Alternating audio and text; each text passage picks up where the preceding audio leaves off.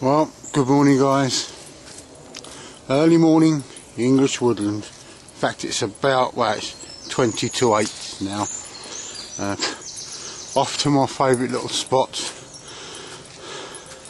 Bit of a cook up and a bit of a chinwag maybe. And hopefully looking at some things that I did over the last few days. Back at work yesterday and I was very knackered. Anyway, I'm just going to have a wander around, see what there is. I'll be back to you in a minute. Well, there you go guys. The after effects of people trying to practice bushcraft.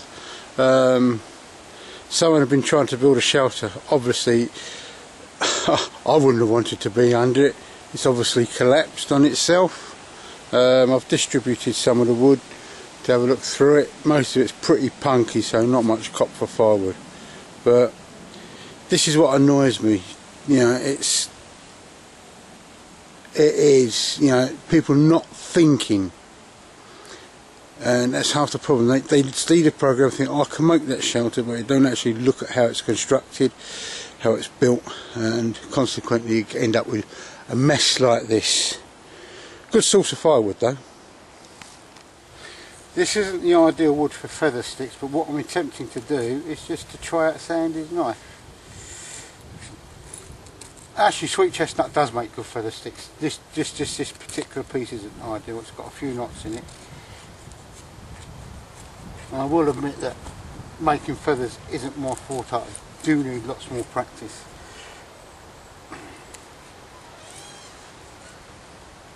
I don't need any opinion from you trees. It's squeaking away above me. This is very, very seasoned wood as well. You don't want it too seasoned, it gets very hard to carve otherwise. But you can see I'll actually get some nice shavings off of this. I do have a secret weapon which I'm going to show in a minute. Right, there you go guys. It's not the best feather stick in the world, but it shows you the ability of Jack's knife. And I'll tell you what, it's a bloody good knife. I'll put some more up there. Right, I'll be back in the next bit. Right guys, I don't know whether I did do a piece where I was splitting some pine. Unfortunately I didn't turn the camera on for that, but there's another piece of tinder making equipment that you can put in your rucksack. It's called a surf fall, and if I show you, look, there you go. It's just a plane, and I discovered a long while back, actually when I was actually planing some wood and I saved the shavings, that it's light enough to carry in your pack, and all we do is just that. Let's get around the white way first.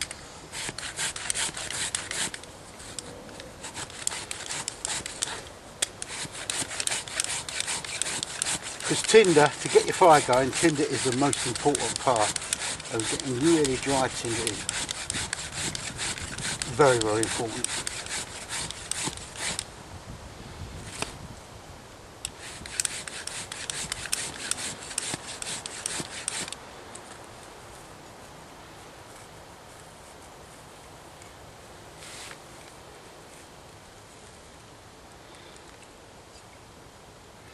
Right, there you go guys, little pile of tinder, and I'm going to stick that on my little pile there, little shavings.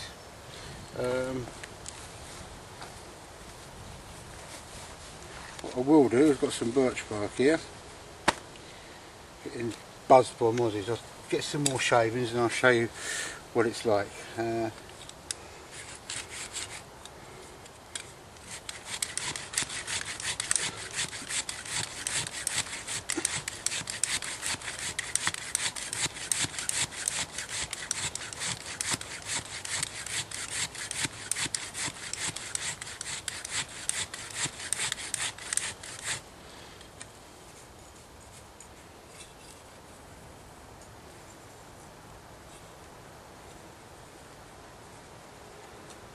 Always remember, it takes effort to make a fire. The more effort you put in, the better your fire. Right. Well, I'm going to attempt to get a little spark out of this. Let's see what we got.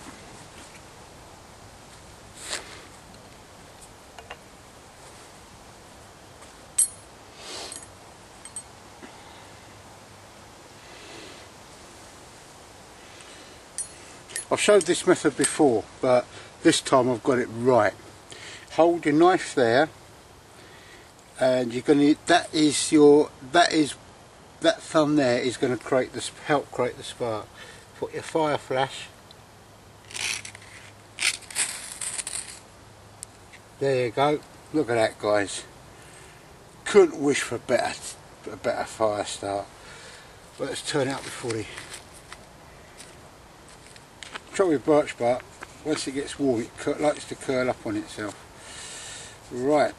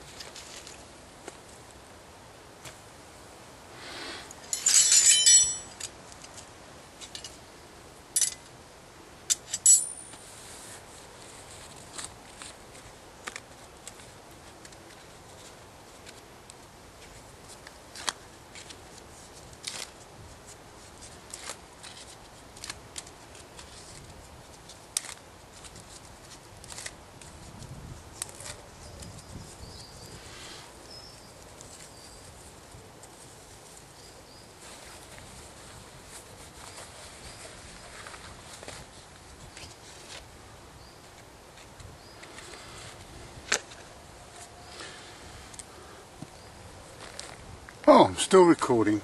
Oh well, there we go. Right, I'm going to give this a good scrape.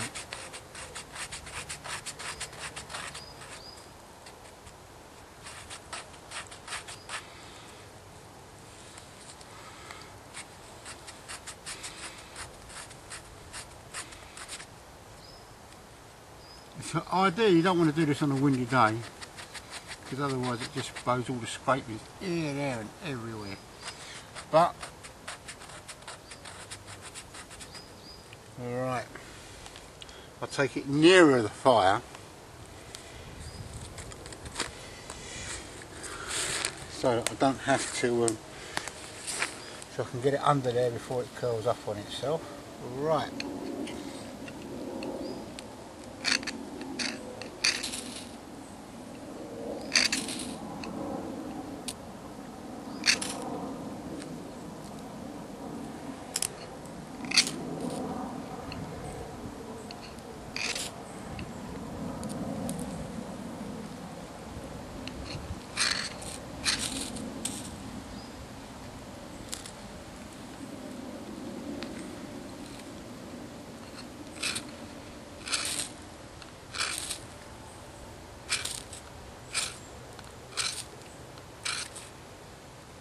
Got a flame.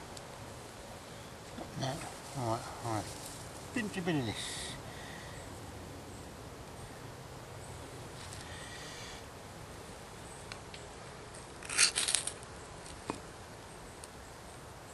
I've got a little flame, guys, but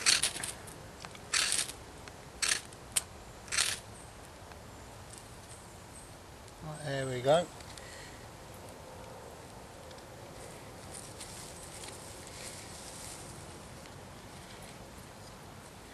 you know, after the weekend I've had, I should have been able to get this going first time, but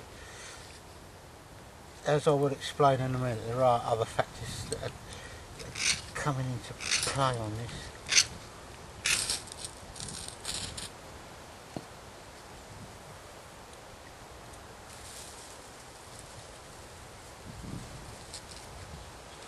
Right,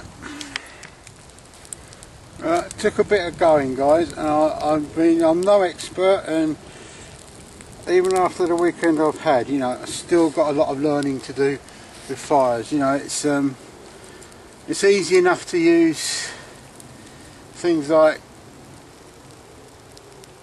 Vaseline filled cotton wool balls and that, all valid, but you know, it's nice to be able to get a bit of a fire going. One of the secrets is not to play with it too much at this stage. Just let the flames do the work. Hopefully it's going to do the work.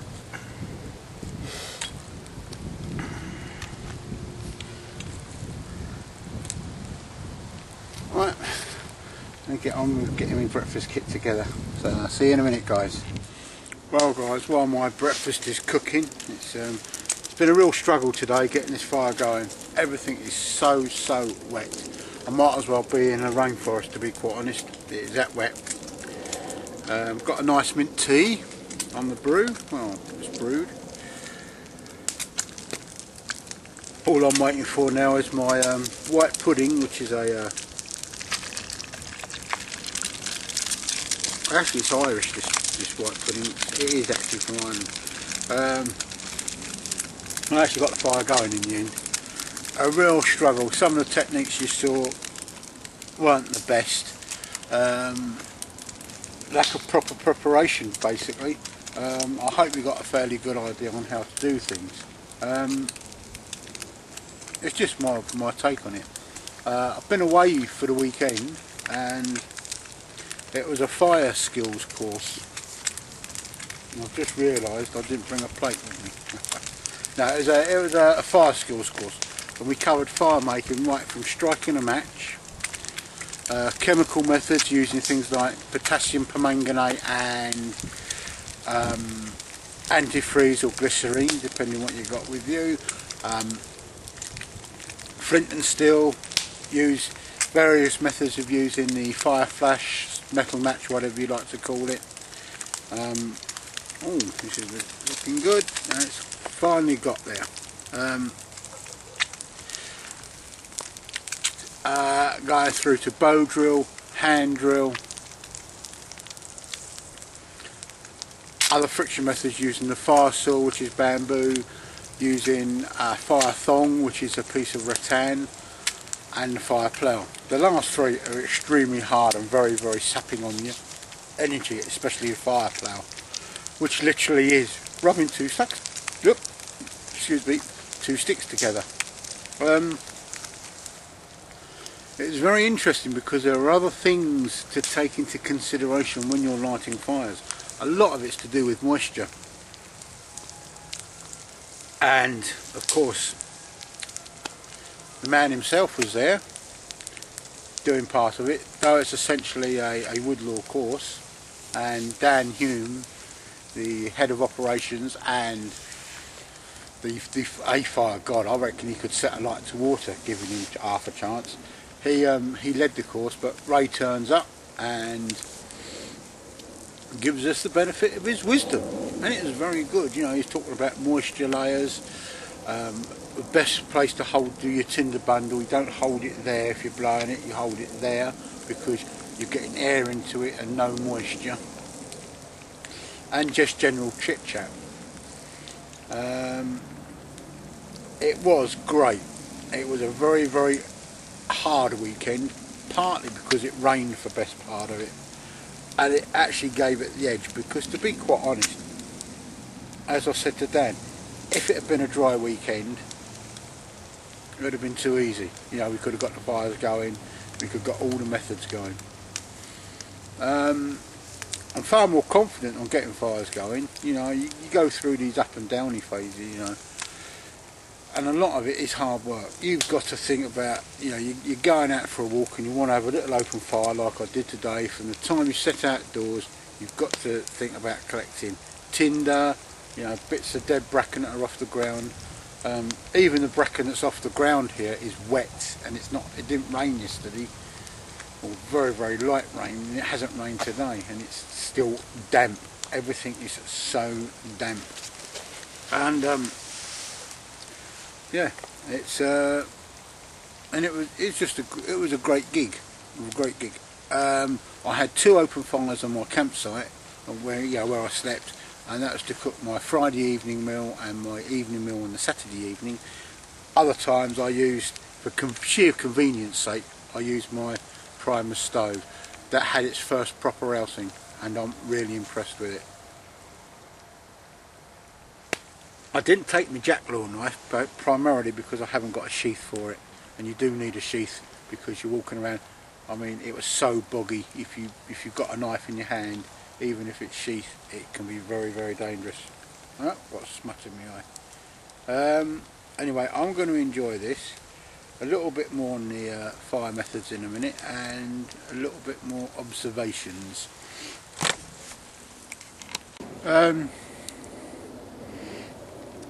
Just finishing my breakfast, guys.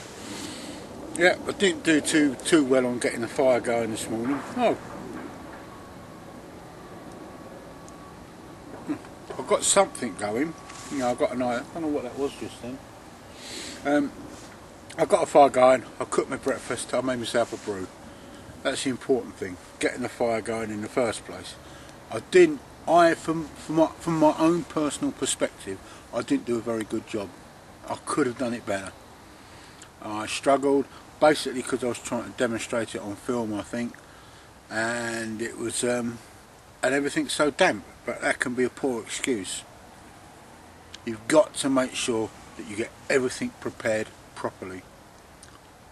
Otherwise, you go without something to eat, you go without something to drink. Okay, you can drink water, but you've got no way of purifying your water, particularly on a day like this. You can't use sodas. You can use chlorine. You use a bit of bleach. In Cody London's book, it gives the ratio to bleach, but that's it. And anyway, going back to what I was saying earlier. Now, I did a great weekend. We met on the Friday evening. I had an open fire then for my dinner, and an open fire on Saturday night. The other 2 times, breakfast, I did. I used the Primus because I wanted to use that in a camp situation, and I wanted something with a long burn time. And I managed to do myself a really nice couple of breakfasts: a couple of sausages, big tomato, 3 duck eggs. That was each morning. So that was on the Saturday morning and the Sunday morning. As usual, I got up quite early, but it was great. It was just great. You're lying in the woods, and it was just, you know, I was in the hammock, which I was glad of because everything was wet. I didn't want to sleep on the ground, and we proceeded. We went through all the different tinders: clematis, rosebay, willow herb, thistledown, bracken, which there's loads of it round here. So much. It's all up there, and it will slowly come out. There's a slideshow at the end of this video of various aspects of the course. There's always a bit of a juggle trying to learn something, trying to take a picture. I sometimes use pictures as a visual notebook, because sometimes writing it down, you know, my writing's not brilliant. So anyway, got fires going. Saturday, Ray turns up with his wife, his new wife, second wife, you know, because his previous wife had passed on into spirit. Great, really nice guy. Gave us lots of advice, particularly on this sort of moisture layer that you can't see, and it's about between knee and waist height, and it's there most of the year apparently, except for when it's very, very dry. And he was demonstrating, you've got this sort of like tinder bundle of bracken, and it's smouldering away, and as you bring it down into this moisture layer, it virtually goes out. You bring it back up above waist height and it reignites itself. Very, very good point to know for when you're blowing tinder into flame. Also, he was saying that you keep your tinder bundle that far away from when you're blowing on it, like that. If you bring it closer, you're blowing moisture into the bundle, which will put the flame out. And this was demonstrated as well, and it was quite a revelation. It's great talking to the guy. I mean, you know, I was busy changing my clothes on Sunday afternoon so that I could go home, and he turns up again. You know, he come round and he says, "Oh, hello there." You know, had a 5-minute chat, because he says, "Where'd you come from?" I said, "Well, literally just up the road, Ray." He says, "Oh," he says, "it's a wonderful part of the country," and I goes, "Yeah." He says, "We're very lucky in the southeast." So, you know, and we had a 5-minute chat. It was great, and name dropping, of course, but it is great to talk to such a knowledgeable guy. I was looking round on the net, and you know, I'm on a few forums on Facebook, and sometimes, well, you can see what happens, because I get so frustrated I pull my hair out. You know, it's the same thing. You know, people want to know the legality of using knives in this country. There's so much information out there, and they keep asking questions, and they keep, you know, and the same weird answers keep coming up. You know, oh well, you can carry it. You know, if you say you're going to go into the woods, basically you've got to have good cause with a fixed blade knife, or good reason to carry it. The best one was someone wanted to know if he could use a machete. And I quite grinned to myself, because when I said, you know, UK knife law is like this, and then I said, well, what do you want to use a parang machete for? He says, well, I'm going to the Amazon and I want to do some training. So I says, well, the only way you can train for a jungle environment is by going to the jungle. You know, you go to places like Belize or Borneo or parts of the Amazon, and you train there. And I says, you know, guys like Ben McNutt and Ray Mears would do that. They wouldn't train in this country. And he goes, whoopee woo, you know, for guys like that. I haven't got the money. Well, you know, if you think that English woodland, and particularly where he lives, which isn't very good because it's mostly birch woodland, if you think English woodland's good for training in the Amazon, try it. But once you get out there, you find it's a completely different environment. It's not so much using the parang. You've got to watch out for the creepy crawlies. You've got bullet ants, you've got mosquitoes. The mosquitoes have there's a bot fly that lays the egg on the mosquito's proboscis, or on the mosquito's body. When the mosquito lands on you, the egg attaches itself to your skin, the grub buries itself, and it matures and pops out. Sorry if it's grossed you out at all. I've never been to the jungle. I would like to go, but if I was going, I'll make sure I was well prepared.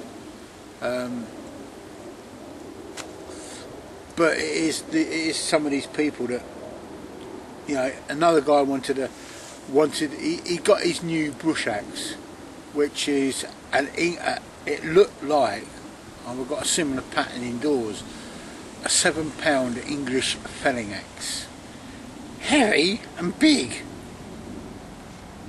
And why?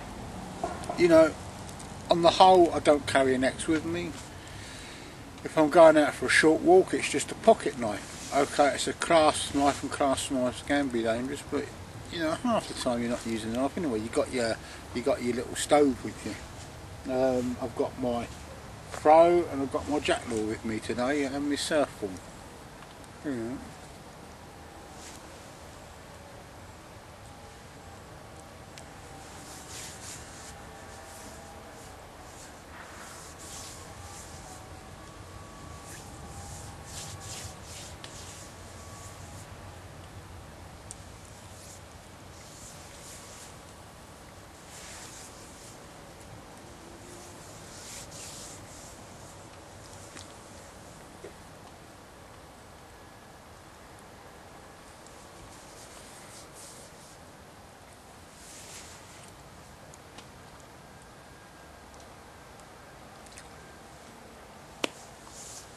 Sorry about that, I needed to finish that off. But as I say, you know, it's people are overcomplicating a very simple concept, and that of playing in the woods. Is the knife there to catch you, or is it there to perform a duty? It's getting to the stage where knives actually are there to catch the people. There are so many inappropriate knives. In fact, a guy brought one along, which I would never use, and Ray turned around and says the guy that made this should be jailed. He goes, what? He says it's totally inappropriate for its use. You know, you can't. You're carving stuff, you know, you're making your bow drill set or your hand drill set. You've got to be able to carve it, and if the knife isn't suited to doing that job, you struggle. And